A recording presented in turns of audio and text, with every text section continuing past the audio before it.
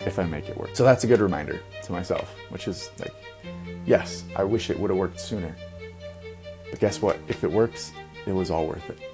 That's the bet I'm making, is that it will work and that all of this will be worth it. And if somehow it doesn't work, if I give up, it's still worth it. Or I shouldn't say I give up. If for whatever reason it makes sense to do something different, it was all worth it. Welcome to the Willpower Podcast.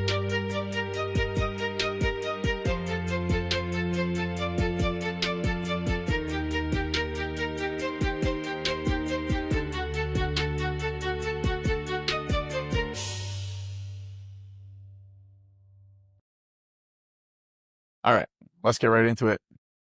Take a breath. Just got back from a run, and Reba is dying. She's she got cooked. It's a little sunny out today, which is nice. It's been cloudy, rainy, it's shit weather for the past like full week, maybe even longer here in Austin. And yeah, it doesn't really make sense.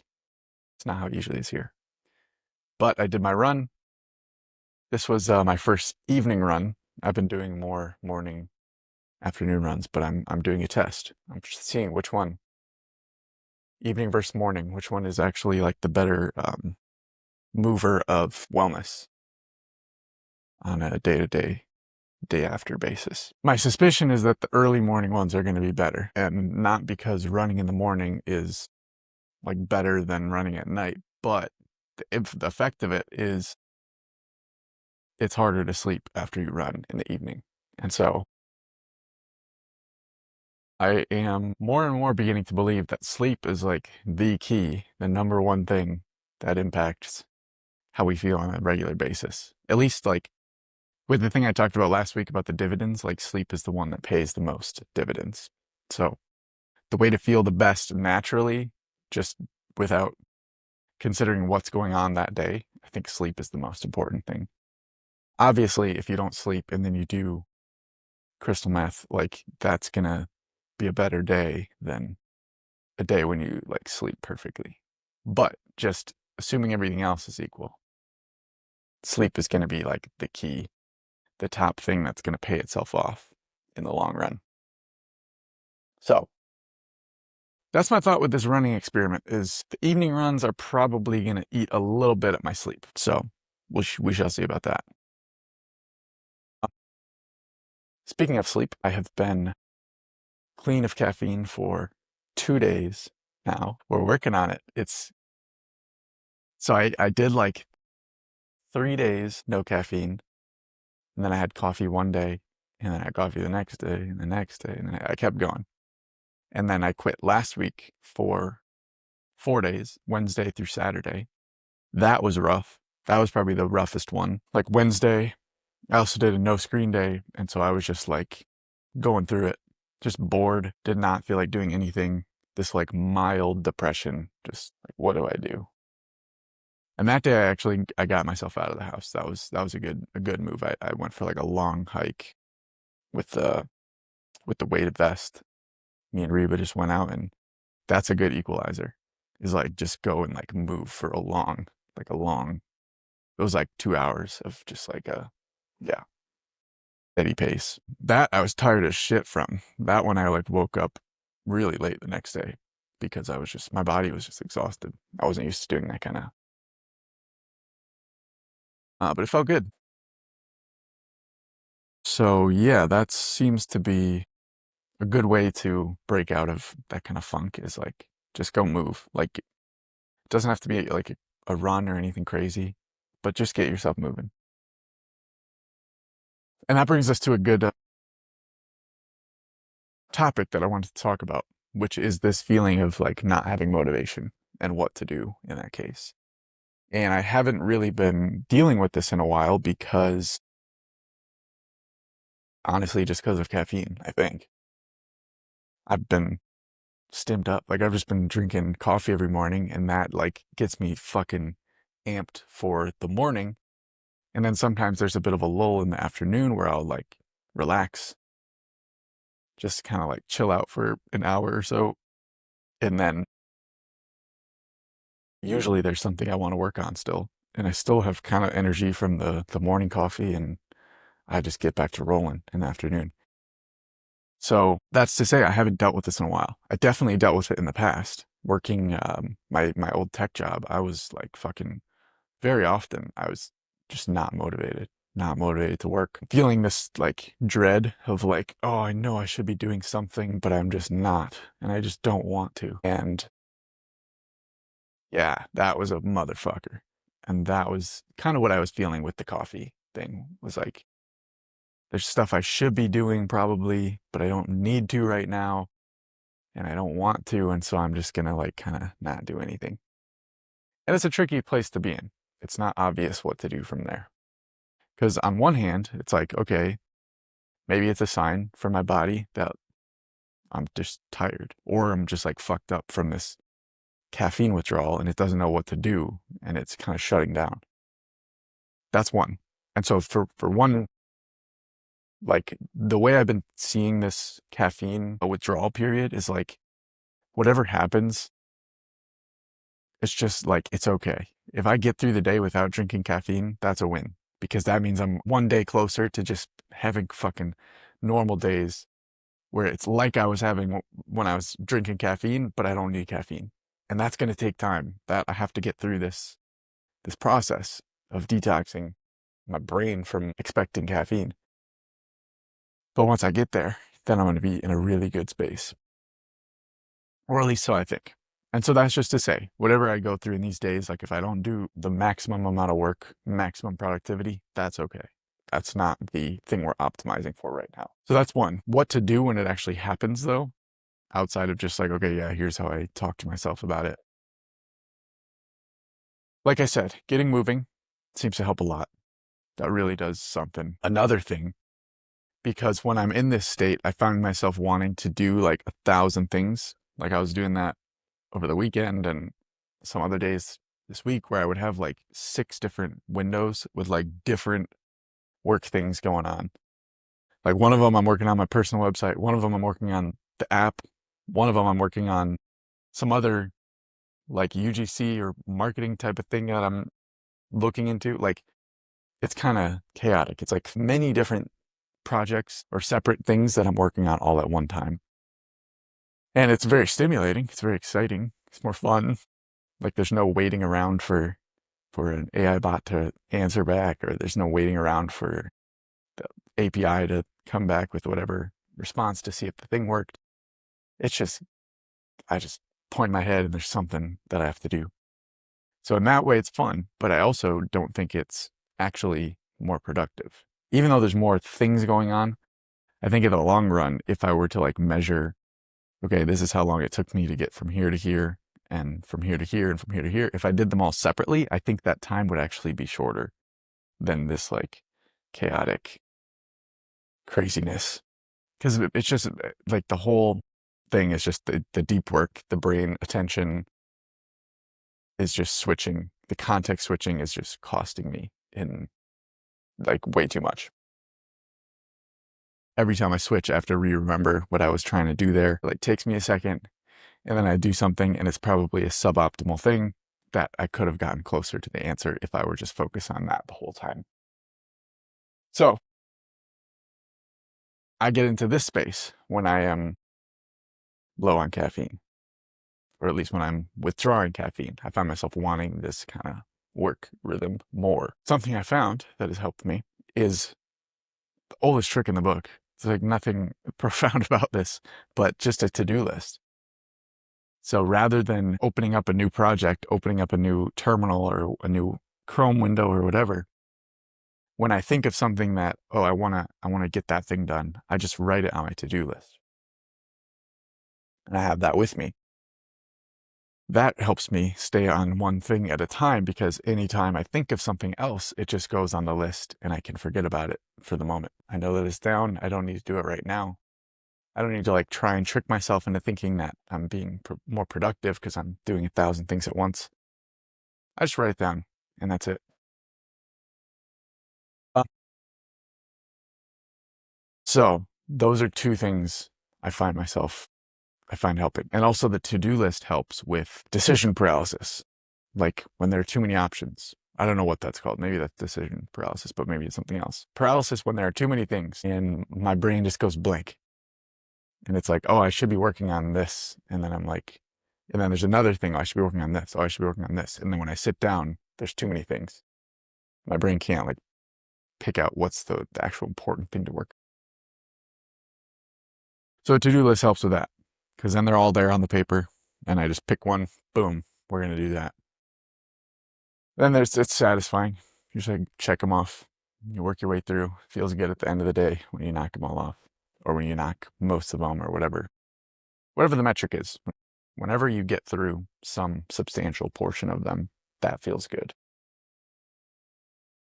Yeah, so that's been the biggest like struggle this week has been the will to get myself moving in the workday, the will to pick something out, to pick that thing and stick with it and like see it through. And I'm not at all perfect on it. I know when I talk about it, it sounds like, okay, this has been figured out. These are just things that I've found that help. It doesn't mean that I'm using them precisely. And even today, like an hour ago, I was working on like 2 different things at once. When one got boring, I just would switch over and then keep them both running at the same time. So it's not at all like it's perfect, but I found that the to-do list helps and I actually didn't really use it today. So that's probably why I was bouncing around so much. It also helps because then I can like tie off things. Like when there are little tasks that I know I need to do, I don't always get through them if I'm doing them on the side of something else, because then I get lost in the other thing and I completely forget about the first thing, which is like halfway done. And then whenever I come back to it, it's takes just as much time to get back into it. Whereas if I just didn't do it and then just started and finished it and tied it off, it's good now.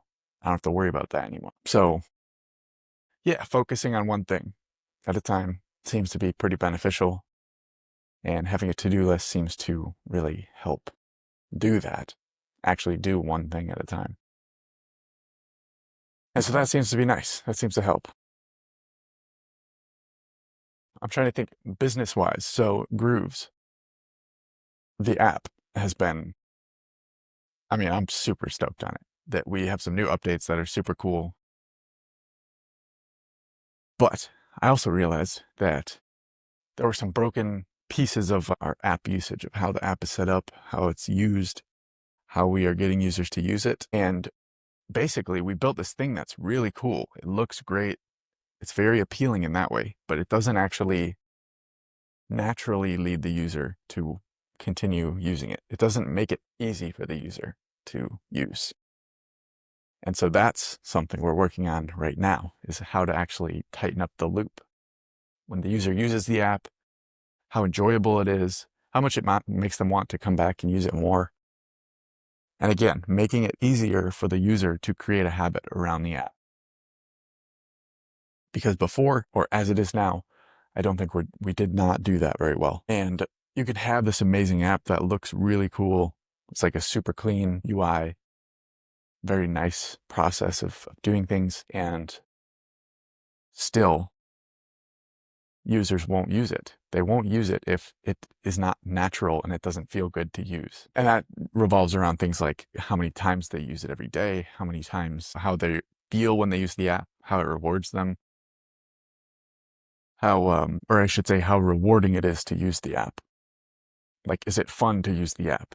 When I go in and check off my habits, does it make me feel good? Because if it makes me feel good, then I'm probably going to want to do that more. If it doesn't make me feel good, then I'm not going to do it. It's the same with like the checklist that I talked about. I said it's satisfying to check off all the things. If it wasn't satisfying, it would be a lot harder to keep a to-do list and actually like keep up with it, because it's not natural to do something that just has no feedback, no reward built in. So yeah, that's a big thing that we're thinking through and trying to figure out how to make this more engaging and make it fit in more with users and how they use apps. And I think that will help us. I think that will help us to retain users, to get users to stick around and want to use the app and have more user success overall, be able to help more people.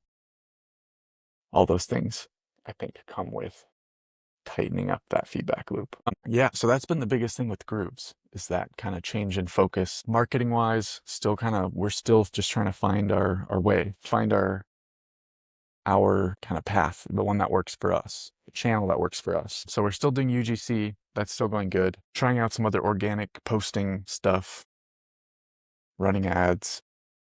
We're running some new ads soon, and so those should potentially help, potentially do something. There's at least something there that we'll have to see if it works or not. But yeah, it's kind of a good reminder that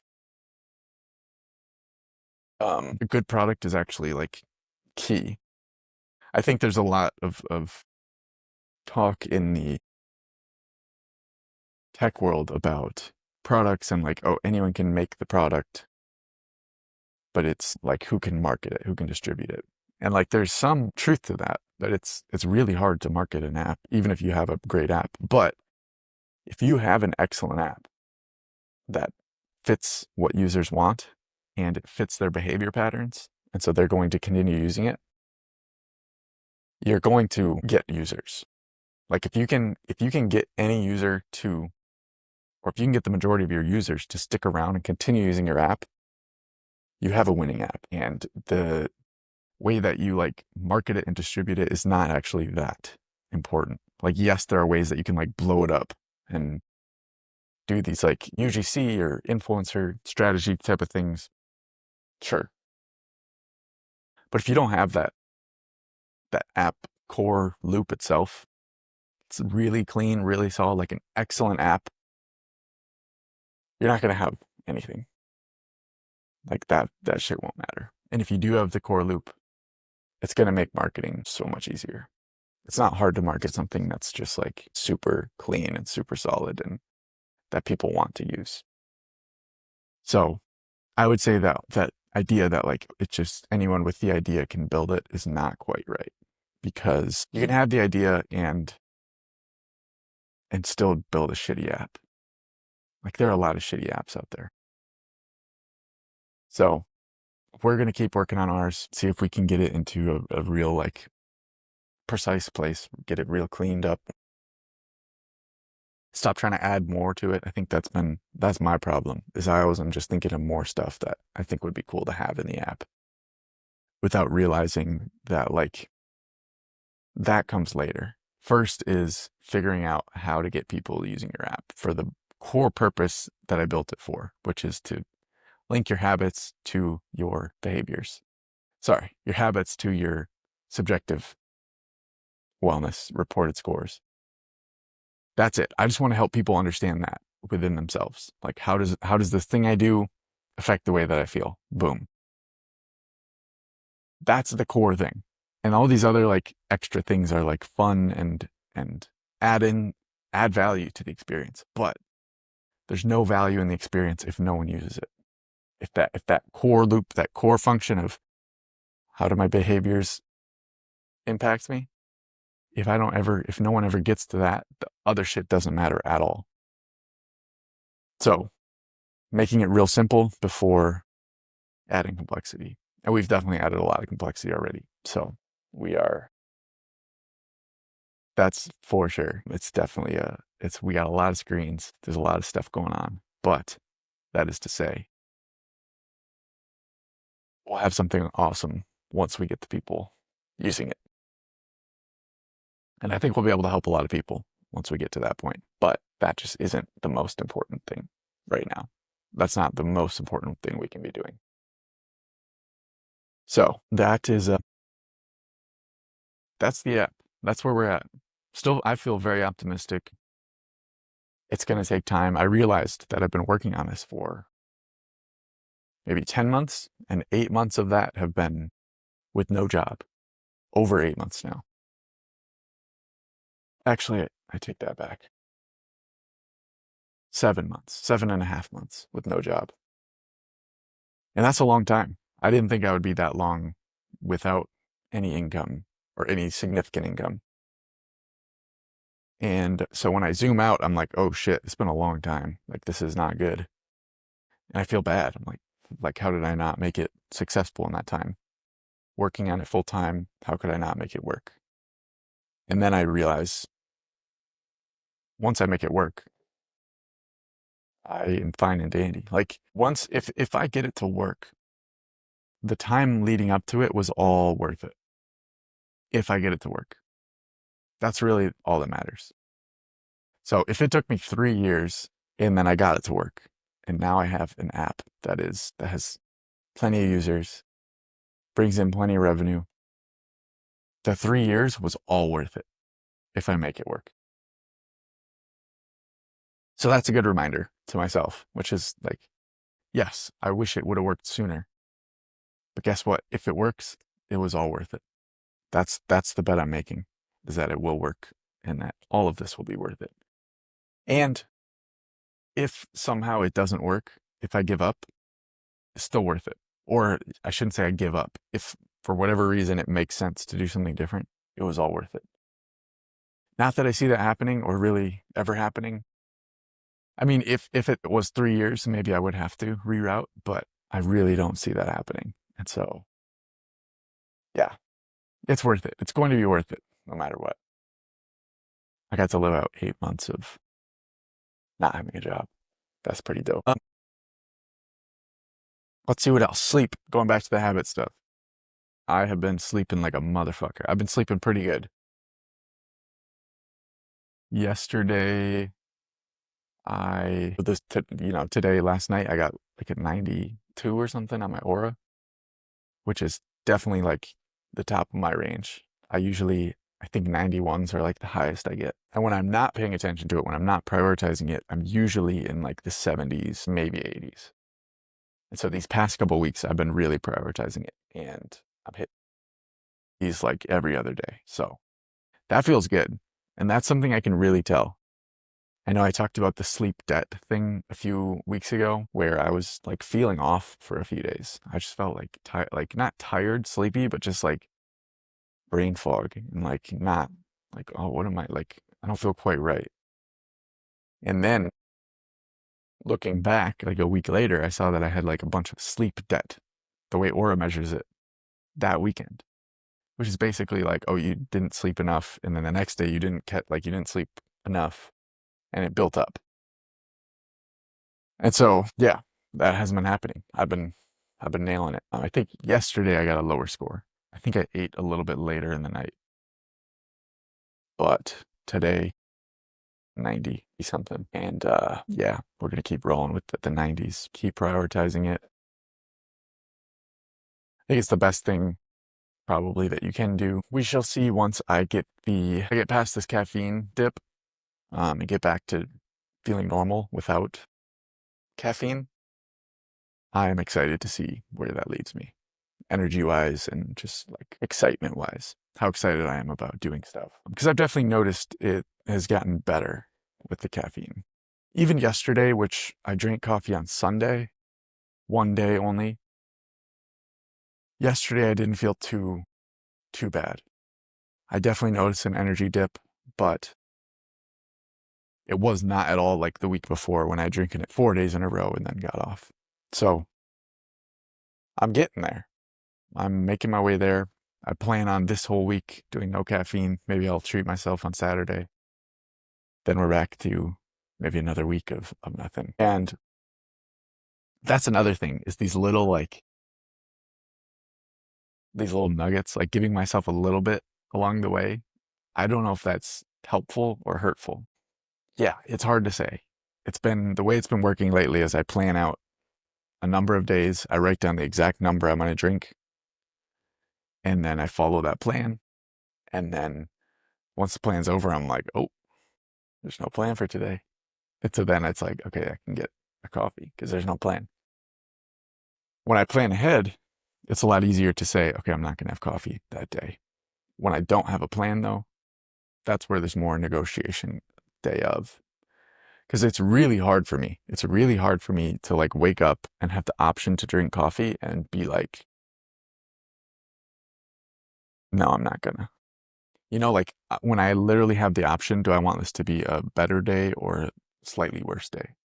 Like, that's a fucking hard thing to say no to. And when I'm in that time, like, I don't know how people say no to that. But the only way I can get through it is by literally planning it ahead and saying, I'm not going to do this on this day. Otherwise, that question is too hard to say no to. It's too hard to say no caffeine.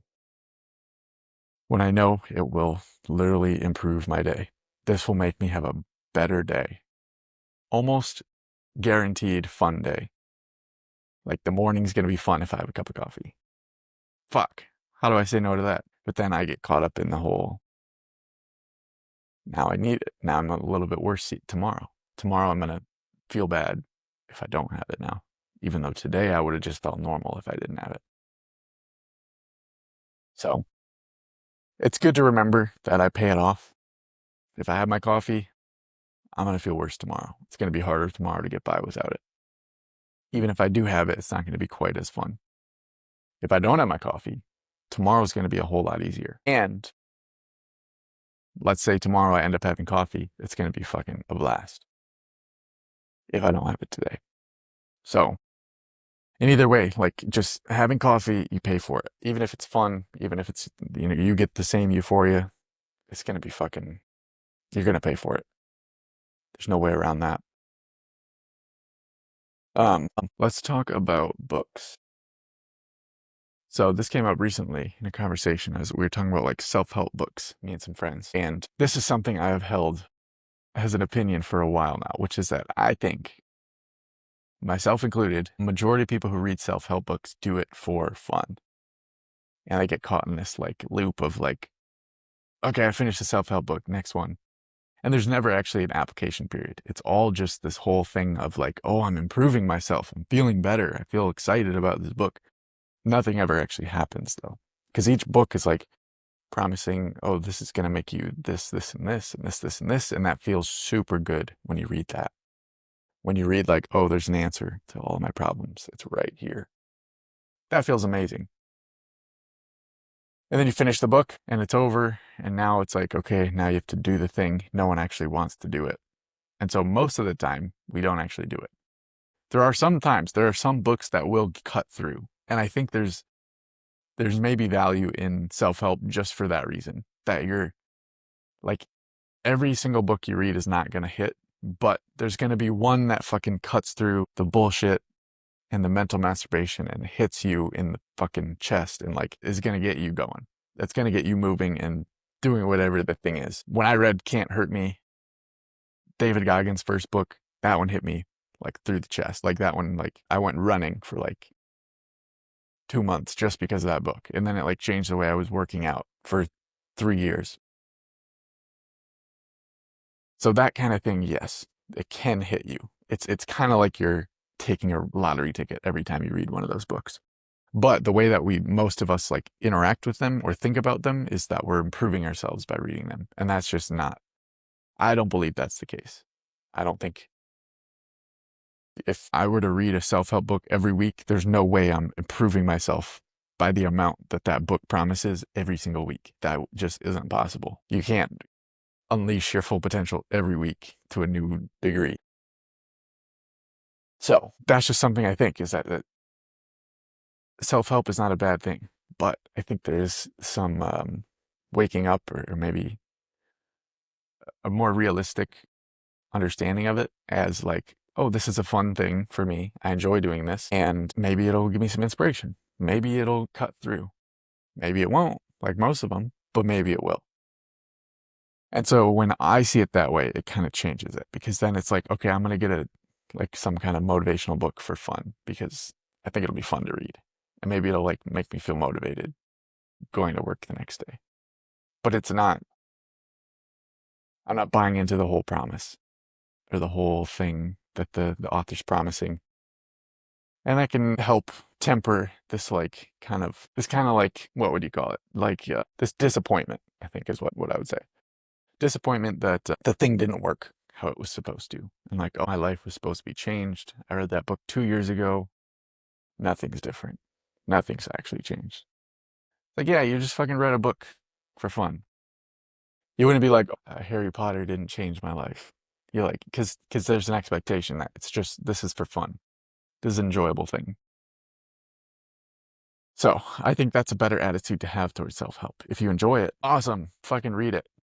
And I do enjoy it, and I do read it, but leave it at that. And if it does cut through, take it and run with it, but also understand that it probably won't most of the time. So let's wrap on that, my dismantling of self-help. And yeah, have a good week. Have some travel this week. A shake up. See how I do. See if I can maintain everything else going on. Yeah. Have a great rest of your day. Bye, everybody.